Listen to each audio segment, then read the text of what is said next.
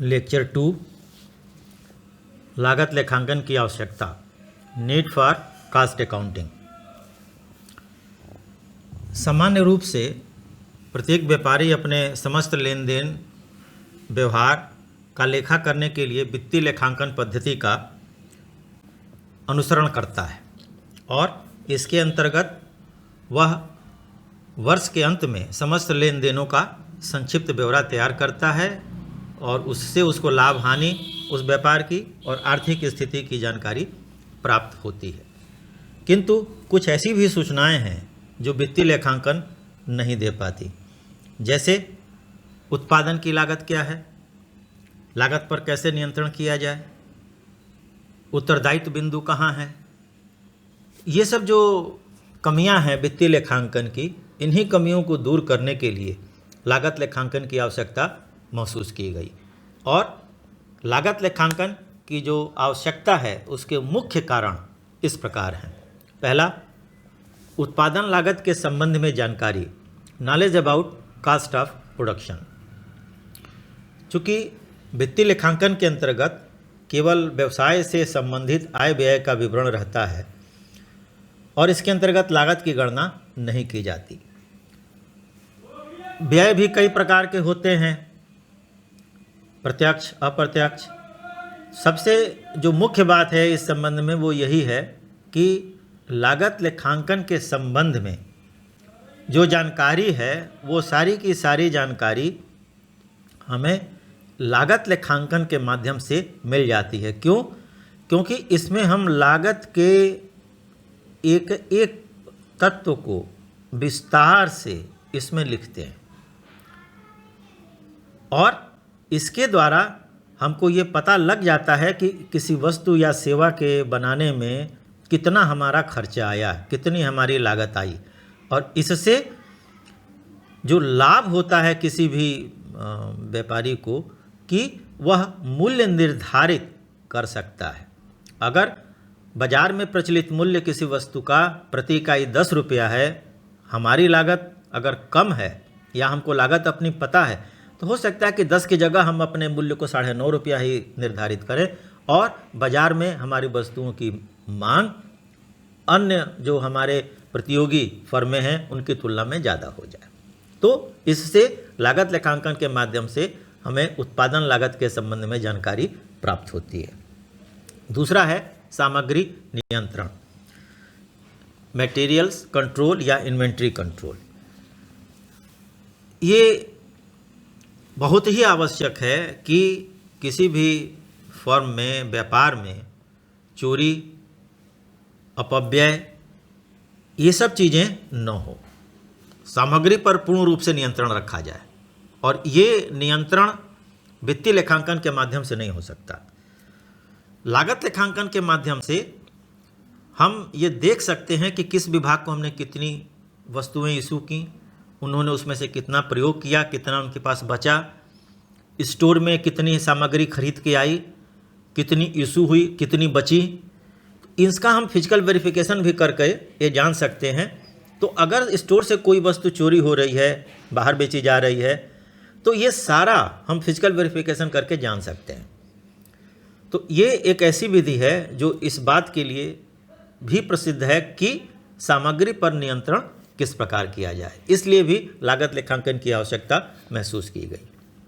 तीसरा है वास्तविक लाभ हानि की जानकारी।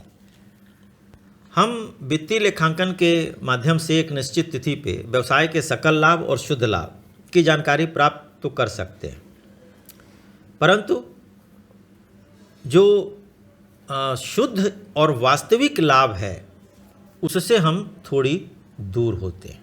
इसका कारण ये है कि लाभ और हानि की गणना करते समय कुछ ऐसे व्यय और आय को दिखाया जाता है जिनका उत्पादन से कोई संबंध नहीं होता। परिणाम स्वरूप वित्तीय लेखांकन द्वारा प्रदर्शित लाभ और हानि कभी कम या कभी अधिक होते हैं और ऐसी परिस्थिति में कभी कभी व्यापार बंद करने का भी निर्णय ले लेते हैं, क्योंकि उनकी समझ में ये नहीं आता कि संस्था में गैर उत्पादक व्यय अधिक दिखाए गए हैं और जिनके ही परिणाम स्वरूप हानि की स्थिति उत्पन्न हुई है। ऐसी परिस्थिति में यदि लागत लेखांकन का प्रयोग किया जाए तो संचालक व्यापार बंद करने की बजाय गैर उत्पादक व्ययों पर नियंत्रण रखने का प्रयास कर सकते हैं और इस प्रकार लेखांकन से न केवल वास्तविक लाभ की ही जानकारी होती है बल्कि गैर उत्पादक व्ययों पर भी नियंत्रण रखा जा सकता है। अगला है मजदूरी विवरण की प्राप्ति, प्रोक्योरमेंट ऑफ वेजेज स्टेटमेंट।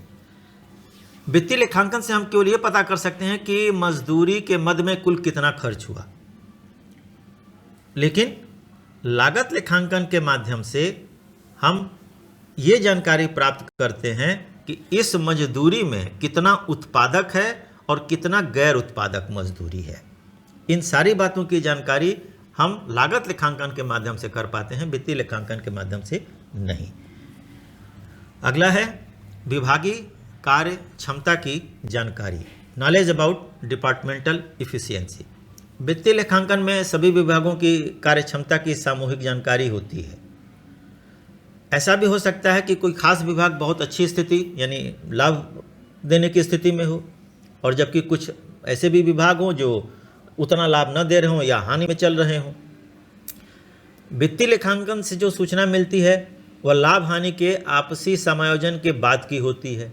इसे अलग अलग विभाग की कार्य क्षमता की जानकारी नहीं हो पाती, जबकि लागत लेखांकन के माध्यम से हम हर विभाग के बारे में अलग से सूचना तैयार करते हैं और ये हम जान सकते हैं कि विभिन्न विभागों की स्थिति अलग अलग क्या है, कौन ठीक जा रहा है, कौन गड़बड़ जा रहा है। तो लागत लेखांकन से एक लाभ ये भी होता है। अगला है निविदा मूल्य की गणना, कंप्यूटेशन ऑफ टेंडर प्राइस। वित्तीय लेखांकन के माध्यम से हम कभी भी निविदा मूल्य या टेंडर प्राइस का कैलकुलेशन नहीं कर सकते। आप जानते हैं कि जब कहीं टेंडर फाइल करना होता है तो वो टेंडर फाइल किसी काम को करने के संबंध में होता है कि कोई एक निश्चित, मान लीजिए कोई एक ब्रिज बनाना है तो इस ब्रिज को बनाने में कितना खर्चा आएगा और उसके अनुसार वह व्यक्ति जो निविदा भरता है वो ये बताता है कि साहब इस ब्रिज को मैं इतने रुपए में बना कर तैयार करके आपको दे दूंगा। तो ये बात जो वो कहता है कि मैं इतने में बना करके आपको दे दूंगा, ये इस बात की गणना करने के लिए, उस पुल की लागत की गणना करने के लिए हमें लागत लेखांकन का ही सहारा लेना पड़ेगा। वित्तीय लेखांकन से ये प्राप्त नहीं हो सकती सूचनाएं। तो हम सारे जो अनुमानित खर्चे हो सकते हैं उन सभी को एक जगह लिखते हैं, जोड़ते हैं और तब हम ये पता कर लेते हैं कि इस पुल को बनाने में कुल कितना खर्चा आएगा और उसके हिसाब से हम अपना प्रॉफिट जोड़ करके उस लागत मूल्य में टेंडर फाइल करते हैं कि हम इतने में ये कार्य कर देंगे। तो उसमें भी यह अति आवश्यक और काफ़ी सहायक है लागत लेखांकन। अगला है सम विच्छेद बिंदु का निर्धारण, determination of break even point या BEP इसको संक्षेप में कहते हैं। हम जानते हैं कि सम विच्छेद बिंदु वह बिंदु है जिस पर संस्था को न लाभ हो और न ही हानि। और ये बात वित्तीय लेखांकन के द्वारा ज्ञात नहीं हो पाता कि किस बिंदु पर संस्था को न लाभ होगा न हानि होगी। इन समस्त जानकारियों के लिए हमें लागत लेखांकन पर ही भरोसा करना होगा, क्योंकि यह सूचना हमें वहीं से प्राप्त होती है। क्योंकि अगर ब्रेक इवन पॉइंट तक हमें आय प्राप्त हो रही है तो उस बिंदु तक हम उत्पादन की प्रक्रिया को जारी रख सकते हैं। उसके नीचे जाने पर हमको उत्पादन बंद करना होगा। तो इससे एक बहुत बड़ा डिसीजन मेकिंग में सहायता मिलती है कि ब्रेक इवन पॉइंट क्या है किसी भी वस्तु के उत्पादन का। और अंतिम है लाभों में परिवर्तन के कारणों को खोजना, to search the causes of changes in profit. वित्तीय लेखांकन से लाभ में परिवर्तन की मात्रा की तो जानकारी हो जाती है, लेकिन ये नहीं पता चलता कि लाभ में परिवर्तन किन कारणों से हुए। इसकी जानकारी हमें लागत लेखांकन से ही होती है। लागत लेखांकन ये हमें बताते हैं जब हम एक कंपैरेटिव स्टेटमेंट ऑफ कास्ट बनाते हैं, एक तुलनात्मक विवरण बनाते हैं लागत का, तो इससे हम जान लेते हैं कि पिछले साल इस वस्तु को बनाने में हमारी कितनी लागत आई, इस साल इस वस्तु को बनाने में हमारी कितनी लागत आई।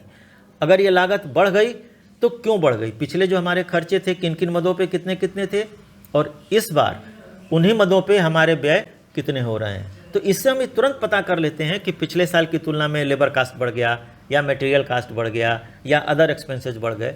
तो इसको हम तुरंत पता कर लेते हैं कि लाभ में हमारे परिवर्तन जो हो रहा है, बढ़ रहा है या घट रहा है, उसका कारण क्या है। तो ये एक बड़ी अच्छी विशेषता है लागत लेखांकन की। तो ये कुछ ऐसे मुख्य बिंदु हैं जिनके कारण ही लागत लेखांकन की आवश्यकता होती है। धन्यवाद।